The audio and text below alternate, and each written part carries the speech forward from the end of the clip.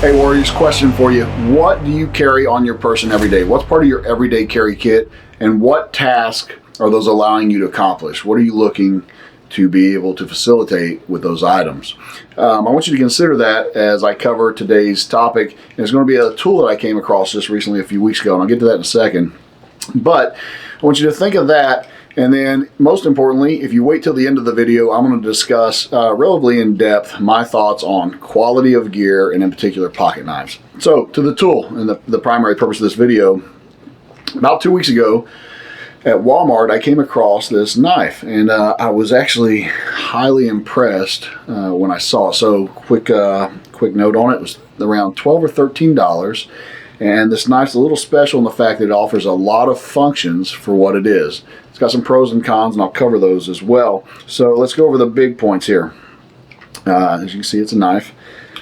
Typical knife, it's got a smooth and serrated edge there. I don't know the quality of steel, $13. I'm guessing it's not the highest quality, so it's probably not going to keep your edge the best, but you can always sharpen it, right? It's liner lock, uses a liner lock to lock it out. So you've got your knife, part one.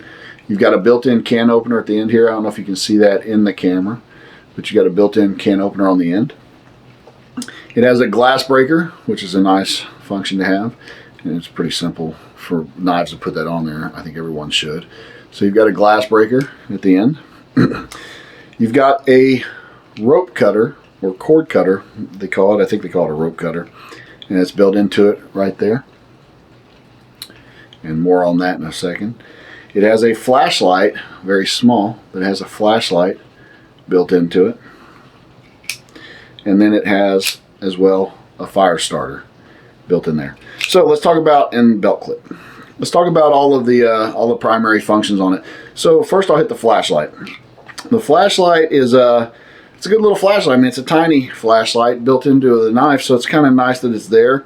Couple things on it. One is it's not going to illuminate the forest for you, but it is suitable for maybe looking in a dark floorboard, in a glove compartment, a little cubby, something like that. It is a light source, albeit not the strongest, but it's built into the thing. One thing to note is that I think is kind of in my opinion, a poor design. So it's got a magnetic thing that kind of holds it in there for good retention. It's not going to come out. But if you don't put it in just right, and it's easy enough to identify once you figure it out. So it's got writing on the front of the flashlight right here, and that writing goes in just like this, and it goes in fine. If you don't, it'll have tension, and you can force it in there, but when you force it in, depending on the angle it's at and how hard you force it, you may end up having to have pliers to get it out. So not a huge fan of that portion of it, but it is what it is. Your fire starter, small, I'd say it's an inch and a half, relatively small, but it absolutely works and gets the, it'll get you a spark without much problem. So, I mean, it's going to adequately give you a fire, which is awesome. I'm a big fan of having the ability to do fire. Glass breaker is pretty straightforward.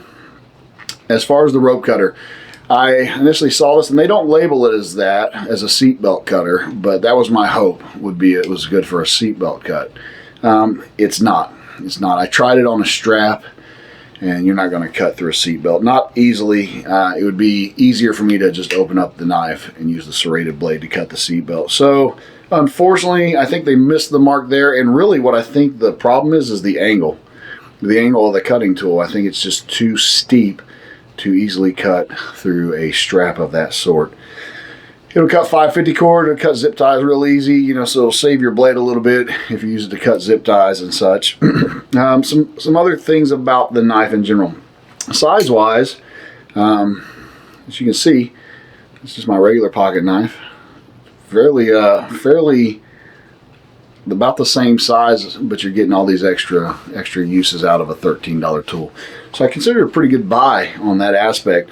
Another thing I do like about it is it uses Allen key screws throughout it. So as it starts to loosen, same thing with your clip, you can just tighten those back down compared to like a rivet that loosens up, and you're pretty much done unless you're going to replace the rivet.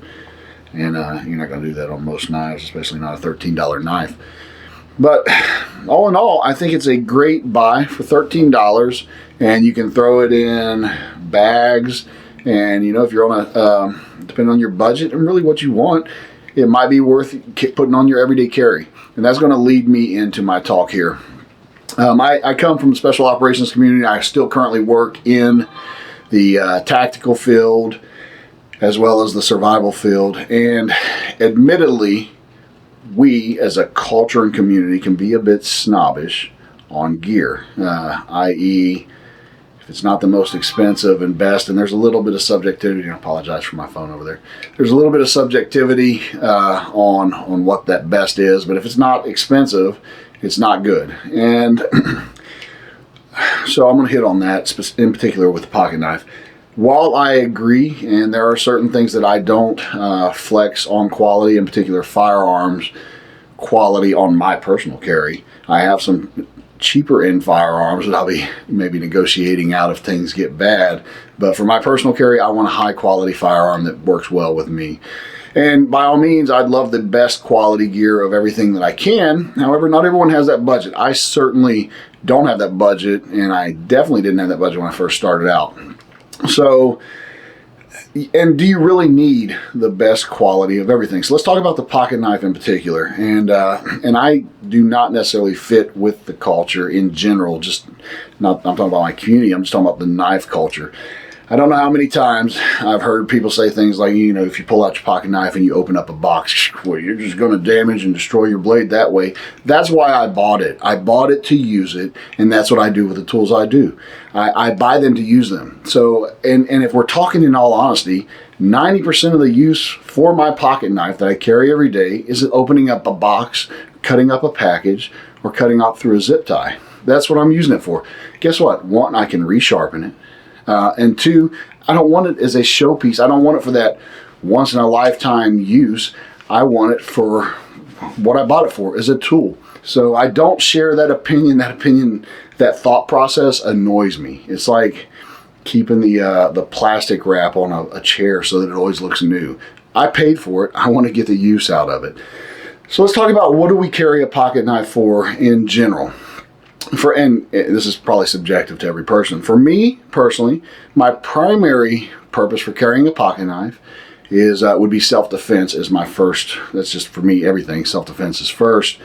However, I'm almost always carrying a concealed weapon. So that knife is still not typically going to be my ideal choice. It'll be the firearm that I'm carrying. Nonetheless, a knife is still a good stabbing tool. Can I stab you with a cheap knife as good as I can with a quality pocket knife? Absolutely. You know, they do it in prison all the time. They make shanks and they accomplish the job with it, right? I can stab you with a $1 knife as easy as I can, a $300 pocket knife. So it meets the goal there. Next, most of the time I'm opening stuff with it. Now, that's not necessarily why I'm carrying it, but in part that is why I'm carrying it, for my everyday use. Not everything I do is for the end of the world or when I'm stuck in the woods. I'm always trying to mitigate those, but let's be honest, hopefully it doesn't happen, and it's not as likely to happen as it is for me needing that pocket knife to open up a box. So yes, it'll do that just as well too. Also, I'm carrying it to be able to cut things, cut cords, yes, cut rope, yes, and these could correlate to survival situations. All of these things it's going to accomplish. You know, is it one of the big concerns with a cheaper end pocket knife, in my opinion, and I think a pretty valid opinion, is I want to make sure that they don't, the locking device doesn't pop easy, because that could actually truly be, injure me. That could be damaging, and that would be something that I wouldn't want to carry. So that's something I always try and check real good and see, and it's one of those things only testing and time shows. On this particular knife, that liner lock seems to lock real hard. I put good hard tension on. I couldn't get it to pop free, because that is a danger in a situation that I don't want to introduce to my my particular scenario. So other than that, a cheap pocket knife really will suit me. Do I have good pocket knives? Yeah, I still carry good pocket knives. A lot of them have been issued over the years, or I've tested for companies, and I've bought some of my own as well. And that's okay. There's nothing wrong with that at all. But I'm just saying it doesn't always have to be the best quality of gear.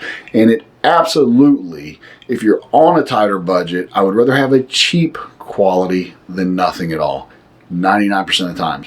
The exception to that is I don't want something that could potentially be dangerous for me, like a knife that it doesn't lock well and it could end up injuring me. I'd rather not carry a knife, or carry that and know that, hey, I'll never use this in that capacity. But at the end of the day, you've got to, it's better to always prepare, and you've got to prepare within your budget, and so shop that way. As far as this particular tool, like I said, it's Walmart. I don't have a link for it, but you can find it up at Walmart, and there's probably other ones like that. I love the thought process into the multifunctionality of it, and I'd encourage you. I think this is a good buy. I'll probably go and buy a few more and throw them just in some different places. I won't carry it because I already meet my needs for all of that in other ways, and I like the load that I use. However, there's absolutely nothing. I don't see anything wrong with that. If that's that gives you a fire starter, it gives you a knife, it gives you a so light source, and it gives you a quick rope cutting. That's a lot to throw in your pocket for $13. And it's definitely viable to throw in every glove compartment of your different vehicles and different places around that you might have, throw in some of those additional kits that you have.